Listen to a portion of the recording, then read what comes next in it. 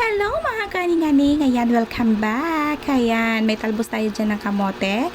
Ayan po, guntingin lang natin, ayan, or himay-himayin lang natin ang ating kamote. Ayan, kunin lang natin yung malalambot na parte ng ating kamote. Tatlong ano yan, dahon ng kamote, ayan.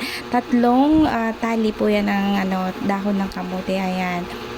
Fresh naman po siya, galing yan sa palengke kasi alam niyo naman dito sa Manila wala pong libre-libre, ayan po, lalo na pag wala naman tayong mga lupain na pagtamnan ng ating mga dahon-dahon na pwedeng natin ilaga para kainin, di ba? Ayan, gagawa lang tayo ng sausawan natin dyan. Sausawan lang natin yan ng bagoong at saka kalamansi with sibuyas, ayan po.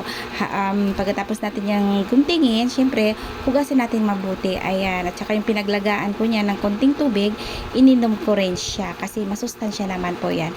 Ayan, thank you for watching. God bless. Bye.